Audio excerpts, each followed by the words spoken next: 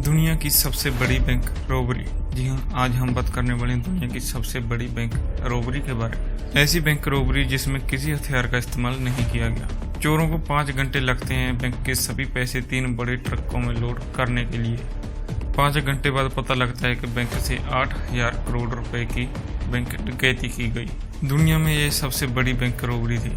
मैं हूं प्रतीक और आप देख रहे हैं माइंड ब्लोइंग रियलिटी।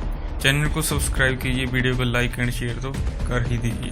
तो चलिए चलते हैं वीडियो की तरफ। कहानी है इराक की राजधानी बगदाद की। सद्दाम हुसैन इराक का डिक्टेटर था।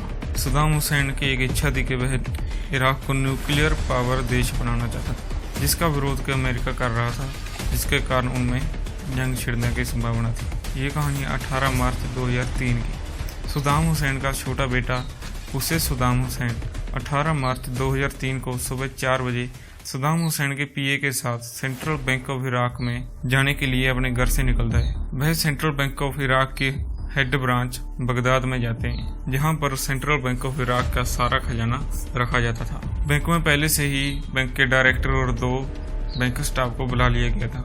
सद्दाम हुसैन का पीए बैंक के डायरेक्टर को लेटर देता है, जिसमें लिखा गया था कि सारा पैसा कहीं सेफ जगह लेके जाना है, जो कि नेशनल सिक्योरिटी का मामला है, इसलिए आप सारा पैसा उसे सद्दाम हुसैन के हवाले कर दीजिए।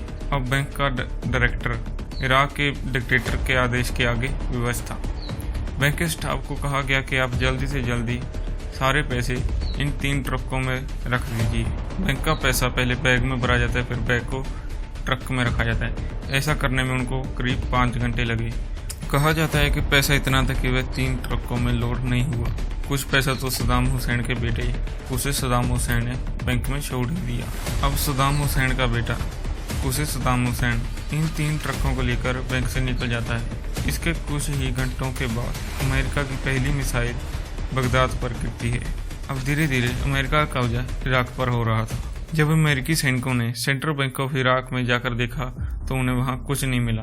उन्हें अपने मुखबिरों से पता लगा कि यहाँ से पहले ही उसे सद्दाम हुसैन सारा पैसा लेकर 3 ट्रकों में डालकर जा चुका है। अब अमेरिका उन 3 ट्रकों में तफ्तीश कर रहा था और पुख्ता तौर पर पाया गया कि वह 3 ट्रक सीरिया के बॉर्डर की तरफ जा रहे थे और फिर इराक से बाहर चले गए। और कहा जाता है जब अमेरिका इराक पर हमला कर रहा था तो इराक की जनता और अमेरिकी सैनिकों ने सद्दाम के अनेक ही घरों और बंगलों से बहुत सारी फॉरेन करेंसी की लूट की। शायद सद्दाम हुसैन फैमिली को पता चल गया था कि अमेरिकी सैनिकों से जीतना आसान नहीं है, इसलिए उन्होंने पहले ही सोच लिया था कि वह बैंक से 8,000 करोड़ रुपए चुराएंगे और इराक से बाहर जाकर एक ऐश की जिंदगी जिएंगे। लेकिन सद्दाम हुसैन फैमिली का नसीब देखिए। दुनिया की सबसे बड़ी बैंक रॉबरी करने के बावजूद भी सद्दाम हुसैन के दोनों बेटे मारे गए। इस बैंक रॉबरी के 8 महीने के बाद सद्दाम हुसैन को एक बंकर से गिरफ्तार किया जाता है और उसे फांसी की सजा दे दी जाती है। अब बात आती है कि वे 8,000 करोड़ रुपए आखिर कहाँ गए। कहा जाता है कि अभी तक ये मानना है कि वे 8,000 करोड़ रुपए अमेरिका को नहीं मिले, लेकिन इस बात की सच्चाई किसी को नहीं पता। ये आज भी एक राज बनकर रह चुका है। लेकिन सबसे बड़ी बात यह है कि यह दुनिया की सबसे बड़ी बैंक रॉबरी थी, बिना किसी खून खराबे के। आज की ये वीडियो आपको कैसी लगी कमेंट सेक्शन में जरूर बताएं। यदि वीडियो अच्छी लगी हो तो चैनल को सब्सक्राइब कीजिए, वीडियो को लाइक एंड शेयर जरूर कर दीजिए। यदि आपके पास भी कोई ऐसा इंटरेस्टिंग टॉपिक हो तो कमेंट सेक्शन में कमेंट करके जरूर बताएं। हम कोशिश करेंगे कि अगली वीडियो आपके उस टॉपिक पर बने।